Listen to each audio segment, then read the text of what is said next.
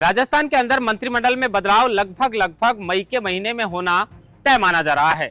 लेकिन जैसे ही मंत्रिमंडल बदलाव की चर्चा होती है तो सबसे पहला सवाल हमारे जहन में यही होता है कि भाई कौन से मौजूदा मंत्री हैं जिनकी छुट्टी हो सकती है और कौन से विधायक हैं जिनको मंत्री बनने का मौका मिल सकता है।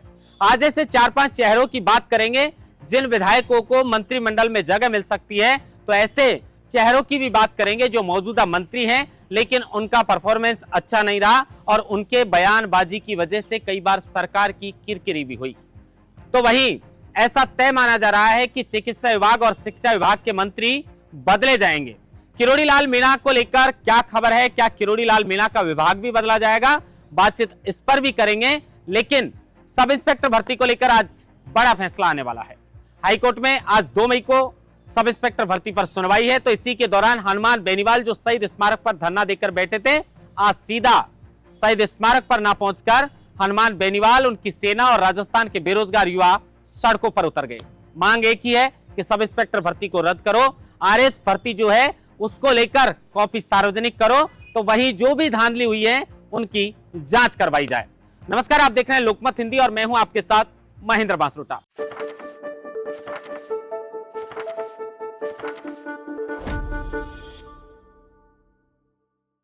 सबसे पहले मंत्रिमंडल बदलाव पर चर्चा करेंगे।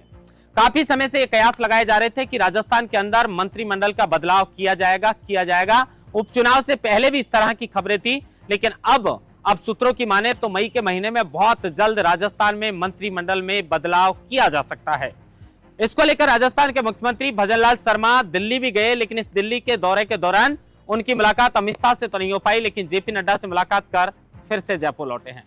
ऐसा कहा जा रहा है कि भजनलाल शर्मा को फ्री हैंड दे दिया गया है मंत्रिमंडल के बदलाव को लेकर, और कहा ऐसा भी जा रहा है कि मौजूदा कुछ मंत्री हैं जिनको संगठन में जगह दी जा सकती है। अब एक एक करके उन विधायकों की बात करेंगे जिनको मंत्रिमंडल में मौका मिल सकता है।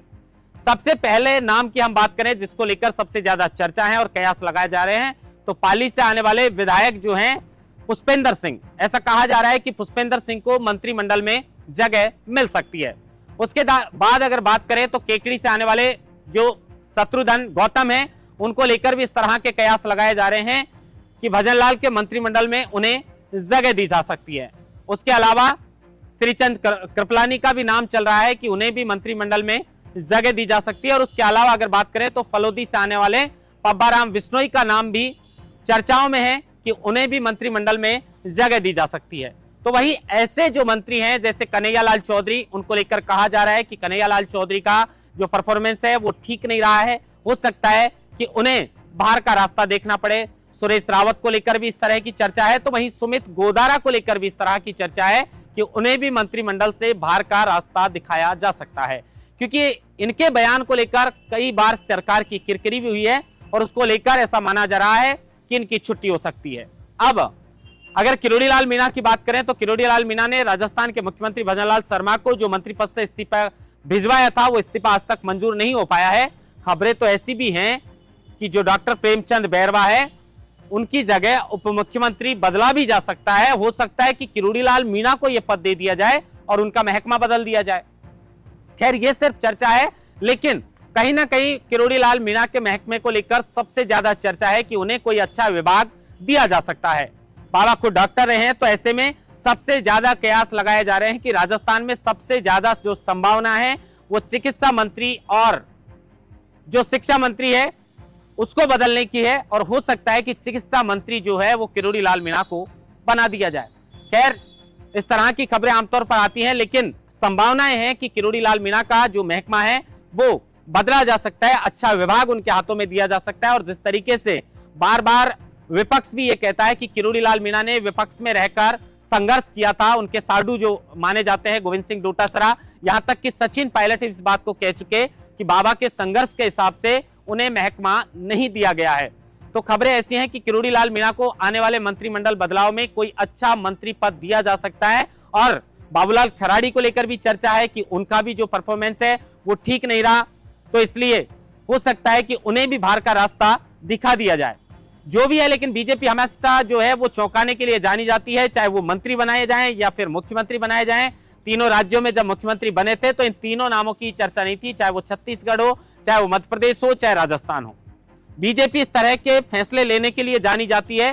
तो मंत्रिमंडल में जो बदलाव होगा उसको लेकर भी इस तरह के फैसले लिए जाएं कि राजस्थान की जनता चौंक जाए कि आखिर किसे मंत्री बना दिया। लेकिन अब यह तय माना जा रहा है कि बहुत जल्द राजस्थान में मंत्रिमंडल में बदलाव किया जा सकता है।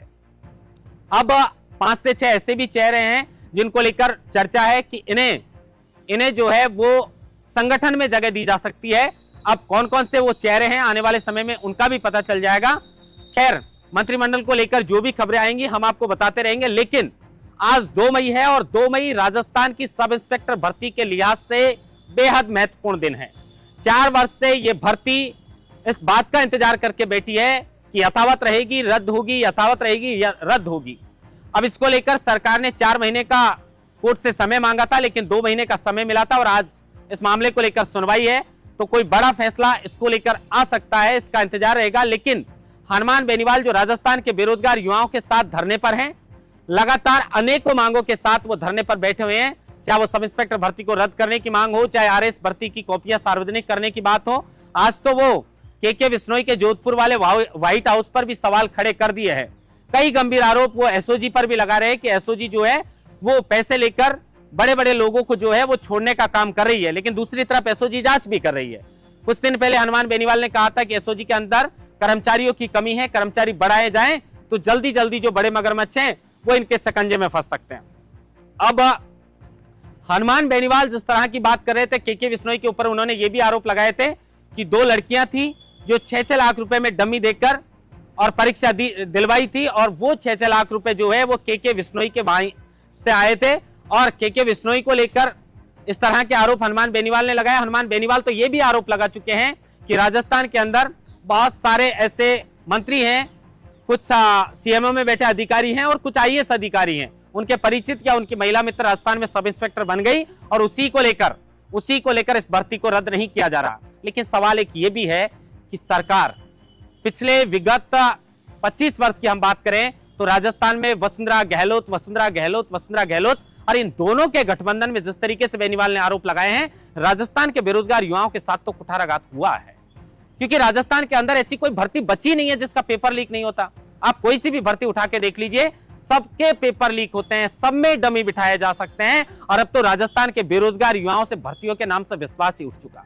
अब तो वो भी यही ढूंढने का प्रयास करते हैं। ये बात भी बेनीवाल ने कही कि मंच पर नारेबाजी करते हैं बच्चे और थोड़ी देर बाद हमारे कान में आके बोलते हैं कि भाई साहब कोई जुगाड़ हो जाएगा क्या। मतलब बच्चों को भी ऐसा लगता है कि अब तो जुगाड़ ही करना पड़ेगा।